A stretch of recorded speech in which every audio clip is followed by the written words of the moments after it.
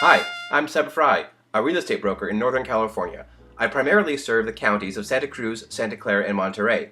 I want to welcome you to module number 3 of the SellForSure University. In this module of SellForSure University, we'll be looking at working with a real estate agent, why you should do it, how you can find a good agent, how much an agent will cost, and the various kinds of real estate listing agreements. 88% of sellers were assisted by a real estate agent when selling their home. That's from the 2013 profile of home buyers and sellers. Now, why use an agent? There are legitimate reasons why over 80% of home sellers use a real estate agent. Remember this though, all agents are not the same. Truly, the right agent makes all the difference in the world. If you can find a good agent, here are a number of reasons why you'd want to use one. Most real estate agents have a lot more experience than you will when it comes to selling a home. When you use an experienced agent, you're buying that agent's transactional experience, which can make all the difference in the world. Now, you will save a lot of time and energy and avoid a lot of stress by using an agent. An agent will know what will work best and most quickly in a variety of situations, from getting the home ready for sale, to shortening the time on market, and ushering the closing process to a quick and successful closing the first time. It can cost you a lot of time and money to go into contract with a weak buyer represented by a poor agent and a lender who may not be able to get the loan funded. A good agent will see to it that this doesn't happen to you by properly vetting the offer, buyer, buyer's agent, and the lender. No matter how good an offer, with some skillful negotiation, a good offer can become a great one. Expert negotiation will make a huge difference in how much you walk away with at closing, so do not discount the importance of having a skilled negotiator on your side. Not only will your agent be marketing your home to buyers, but your agent should be marketing the home directly to other local area agents, and those agents have the buyers. An agent will also know a variety of other quality professionals to refer to you as needed, including lawyers, landscapers, surveyors, contractors, inspectors, whatever. The agent's professional network of contacts may prove invaluable during the sale of your home. Ask any agent out there, they'll tell you, real estate is a people business, and selling a home can be a stressful business. It's hard to put a dollar figure on stress relief, but just having someone who you can call on to take care of 100 details regarding the sale of your home, that can be priceless. Ultimately, what it comes down to is that using the right agent will get you a higher sales price.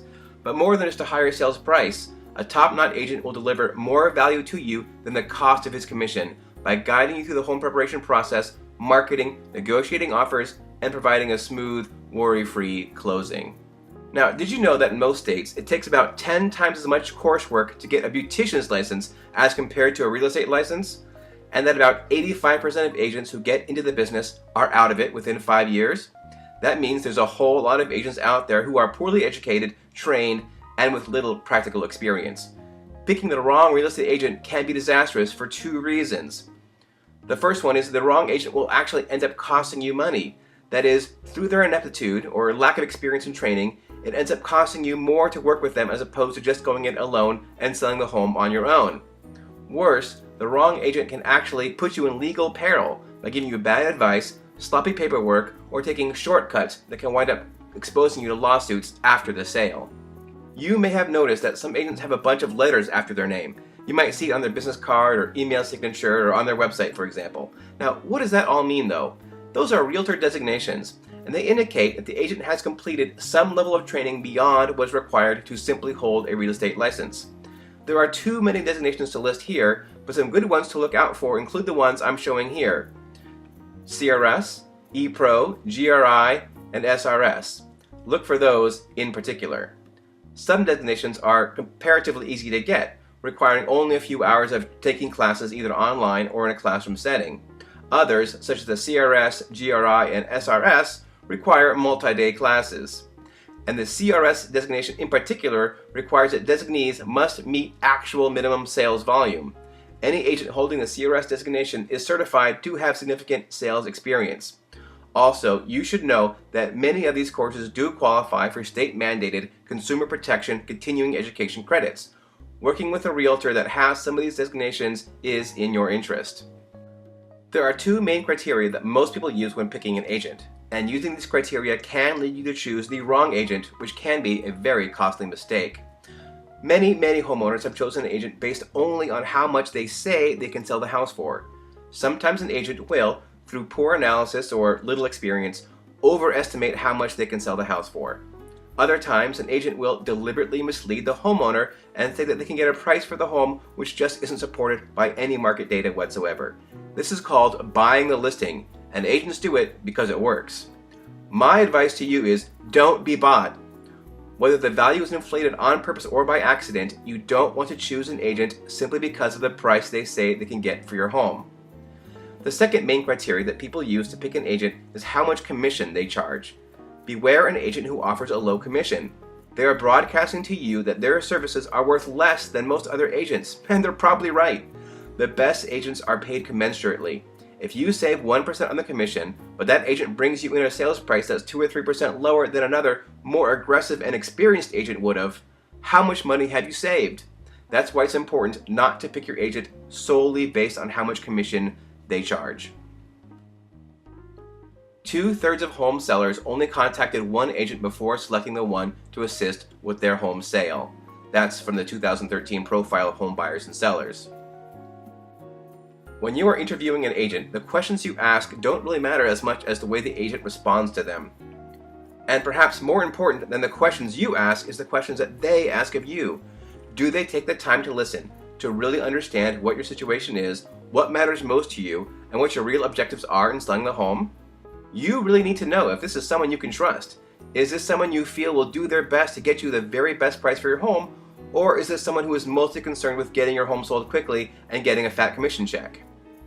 In the end, you really want to get a sense that they can actually perform as they ought to. All earnestness aside, the bottom line is, can they really get you the best price for your property on favorable terms in a time frame that works for you? Finding that out should really be the ultimate goal of an interview with any agent. Although the questions you ask aren't the most important thing, it won't hurt to have a couple of sharp questions ready to get the ball rolling to see how they respond. I suggest asking questions that are a little out of the box and open-ended so that it gets them talking and hopefully off whatever script they may have come prepared with. To get an agent talking, ask them what they think you can do to get the best price for your home. Repairs, upgrades, tweaks, etc. See what kind of ideas they can come up with and see if they make sense to you. Next, ask the agent what they can do to make sure that you get the highest price. Look for an answer that is out of the box. Don't let them tell you that the market determines the price of the house. You want to hear what they'll do beyond putting the home on the MLS, advertising in the newspaper, postcards, open houses, and what have you. Those are the things an agent should do at a minimum. What else will they do to get the best price? Also, ask an agent how they're different from other agents. What makes them special? Why should you be doing business with them instead of one of the other agents you'll be interviewing? And just come right out and say it, and this will put the fear of God into them. Tell them you're thinking about using one of those flat fee discount brokers. Have them tell you why that's a bad idea. If they can't satisfactorily explain the value they offer above a flat fee discount broker, you should keep talking to agents until you find one that can. Who is your agent working for? You or the buyer? Or both? Dual agency in a real estate transaction happens when an agent or broker represents both the buyer and the seller in the transaction. In California, this is perfectly legal, and there may be some advantages to allowing your agent to also represent the buyer in the sale. What makes dual agency tricky sometimes is that the agent cannot favor one party over the other and must represent both parties equally. Also, they must not disclose any confidential information from one party to another. For example, the agent may not share how low an offer the seller would accept, nor the highest price the buyer would pay. Of course, when an agent represents both parties in a transaction, he typically is paid a full commission. In cases like this, some agents agree to accept a lower commission to entice the buyer and/or seller to agree not to use another representative. This is legal too, but if a listing agent will agree to do this, it should be written into the listing agreement and noted on the MLS. You know what they say, the proof is in the pudding. As I mentioned earlier, you should check out the agent to see what reviews they've had on sites like Zillow and Yelp. On Zillow, you can actually see their transaction history, which may be incomplete or erroneous, but it's a good place to start. Just go to the agent's Zillow profile and don't look on the reviews, but look on the Overviews tab. There you can see their present listings and past sales. By clicking on these listings, current or sold, you can get an idea for the kind of marketing that your home will receive from the agent. Even though their transactions may be listed on their Zillow profile, Go ahead and ask the agent for a list of the 5 most recent homes they've listed and sold, and what the listing and sold dates were for those listings. Check to see if the list they give you matches what's on Zillow, and ask about any discrepancies. If there is a home listed as a recent sale on Zillow, but you don't see it on their list, that could be a sign that's a listing they don't want to talk about, so dig deep on that one. You can also ask to see copies of the marketing flyers they prepared for those listings or other listings, and also ask to see any virtual tours or videos that they may have prepared. If they don't have any flyers, videos, or virtual tours they can show you, that's also an indication of how your home will be marketed as well.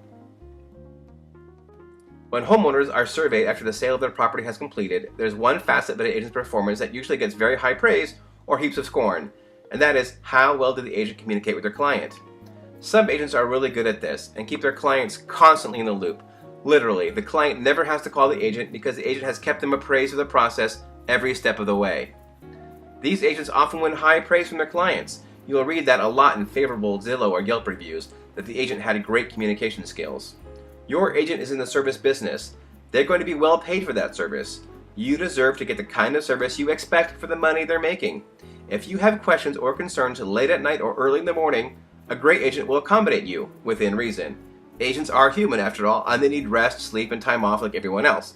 But a great agent will go the extra mile to respond to your inquiries day and night, 7 days a week. When an agent successfully completes the job he was hired to do, he'll often get paid a handsome commission, which can look a lot better when it only takes your house a week to sell. On the other hand, an agent can do tremendous amounts of work and then get paid nothing, so it cuts both ways. Commissions, like everything else in real estate, are negotiable. If you're thinking your home is going to be an easy sale, or even if you don't think so, go right ahead and try to negotiate the commission. Don't take it as a bad sign if the agent isn't flexible on their commission. Many agents are worth every penny they charge. If they won't budge with the commission and they really seem like they're going to do a first-rate job, commissions, like everything else in real estate, are negotiable. If you're thinking your home is going to be an easy sale, or even if you don't think so, go right ahead and try to negotiate the commission. Don't take it as a bad sign if the agent isn't flexible on their commission. Many agents are worth every penny they charge.